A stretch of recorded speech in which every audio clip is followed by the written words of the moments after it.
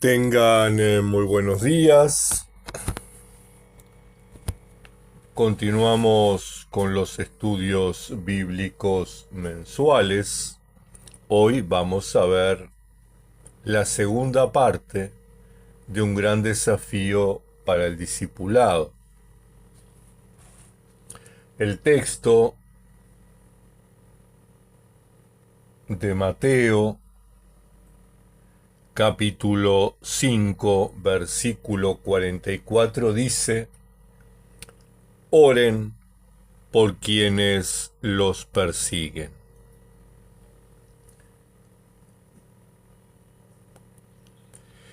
El verbo griego proseuchormai, orar, aparece 86 veces en el Nuevo Testamento, de las cuales 15 veces en el Evangelio de Mateo. Los evangelios nos cuentan que Jesús se retiraba a solas para orar.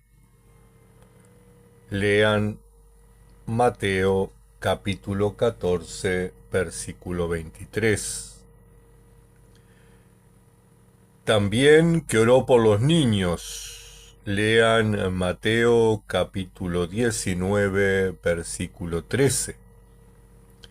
Y que muy especialmente oró antes de su arresto, tortura y muerte.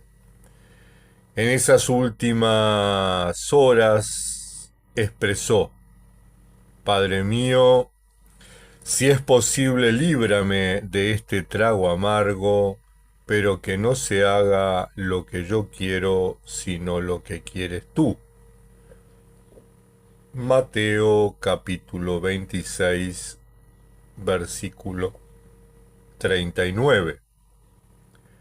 Según Lucas, Jesús en la cruz imploró perdón por sus perseguidores diciendo: Padre, perdónalos porque no saben lo que hacen.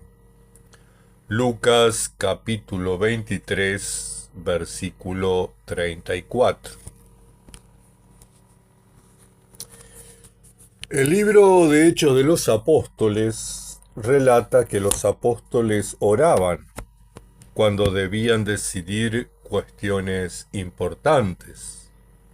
Por ejemplo, elegir líderes, despedir misioneros o evangelistas que salían para cumplir su misión, o cuando permanecían en la cárcel a causa de una condena injusta.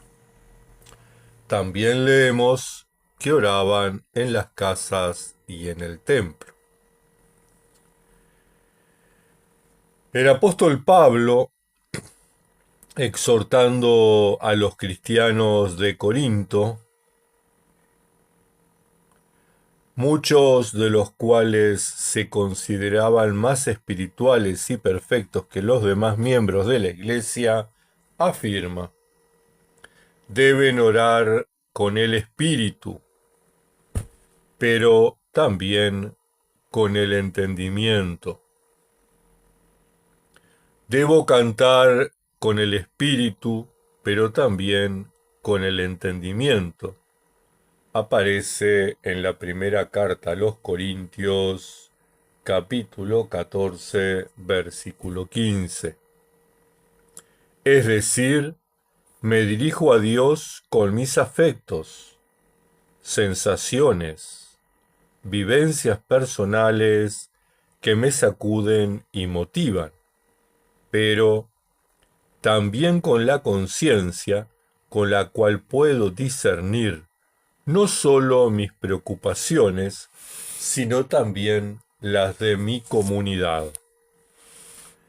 Porque no me está permitido orar solo por mí mismo, sino también por quienes comparten conmigo la jornada, el trajinar de la vida.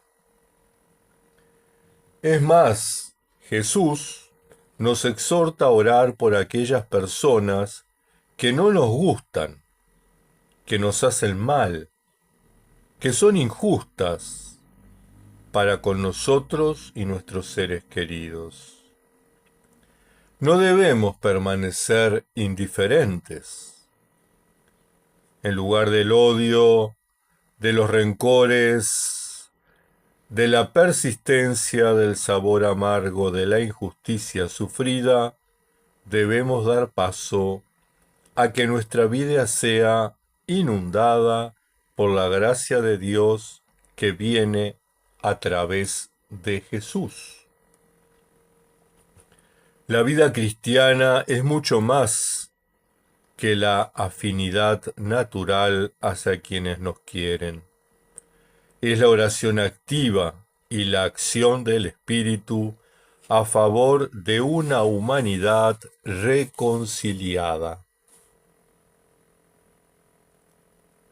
Los apóstoles no se cansan de orar por sus congregaciones y de pedir que oren los unos por los otros.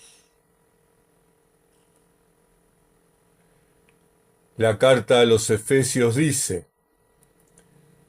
no dejen ustedes de orar, rueguen y pidan a Dios siempre, guiados por el Espíritu. Manténganse alerta, sin desanimarse, y oren por todo el pueblo de Dios.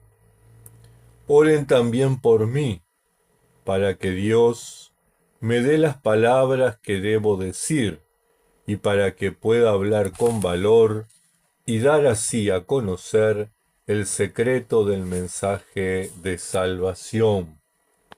Este texto de Pablo lo encontramos en la carta a los Efesios, capítulo 6, versículos 18 y 19.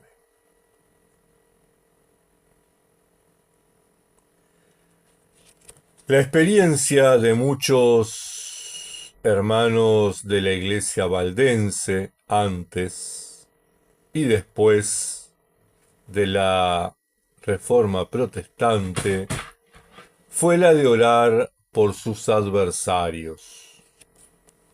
No es fácil orar por quienes buscan nuestro mal, pero como creyentes radicados en el mundo para vivir nuestra fe abiertamente, sin temor, estamos llamados a orar por la conversión de los injustos, de los corruptos, de los soberbios, de los prejuiciosos, que todo lo ven mal, de los indiferentes para con Dios y con los semejantes, y por la reconversión permanente de nosotros mismos. La espiral de la violencia debe ser reemplazada por la espiral de la paciencia. A la agresividad hay que responder con el poder de la oración.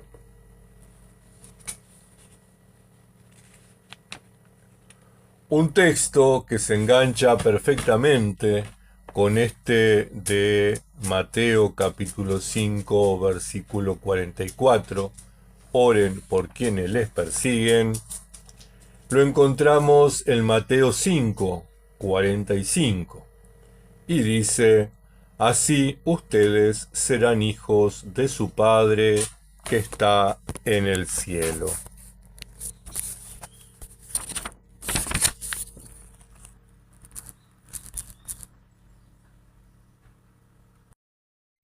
Esta primera conclusión de Jesús, por la drástica que resulta, es difícil de evaluar en su total dimensión.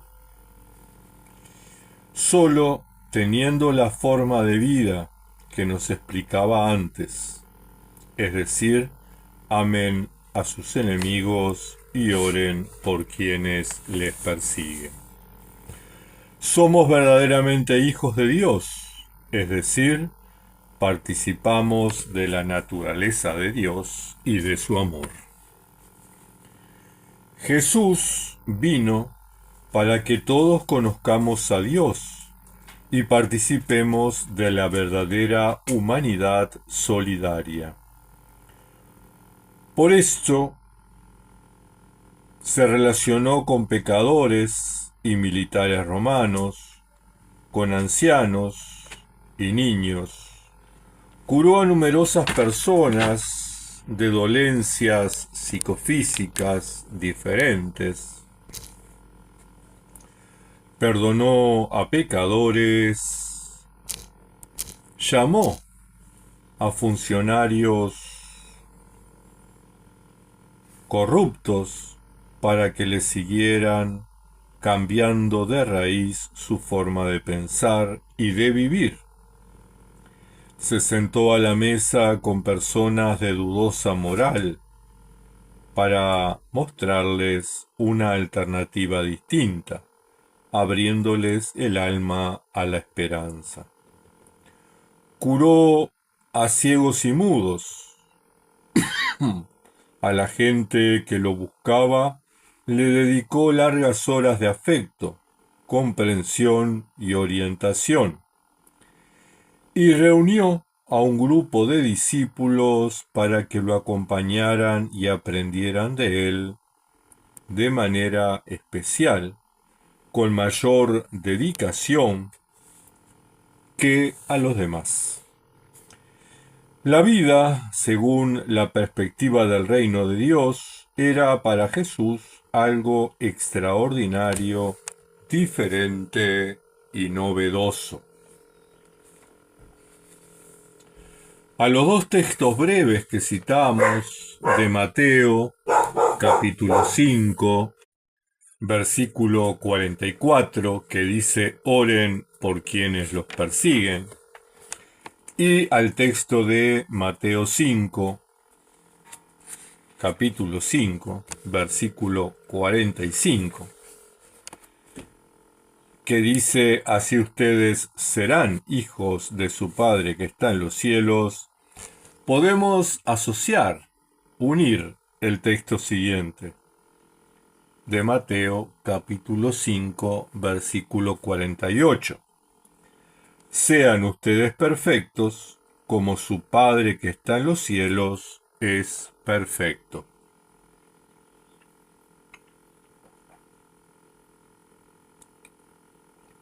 El adjetivo o adverbio griego teleios, perfecto, supone la idea de cumplimiento, a saber, la necesidad de realizar aquel propósito que nos fue destinado de antemano. Implica la llegada a la meta, no tanto de la perfección matemática de hacerlo todo escrupulosamente para acallar nuestra conciencia, sino la meta de parecernos a Jesús. Nuestra misión siempre debe estar por delante de cada tarea que nos propongamos cumplir. Jesús también podría expresarlo de esta manera: sean ustedes cumplidores o responsables de esta gran exigencia de amor y oración, así como yo lo hice. En esta segunda parte del estudio bíblico, un gran desafío para el discipulado, tal vez la invitación que nos deja es a orar, a una oración activa, no solo por quienes queremos, sino por quienes no queremos. No solo por los que nos simpatizan, sino por quienes nos resultan antipáticos. No solo por quienes votamos, sino también por quienes no votamos, por los adversarios políticos. No solo por quienes creen como nosotros, sino también por quienes creen de manera diferente, como cristianos o en otra comunidad de fe. La gran invitación es a orar por la humanidad renovada en Jesucristo. Hermanos y hermanas, tengan una muy bendecida jornada.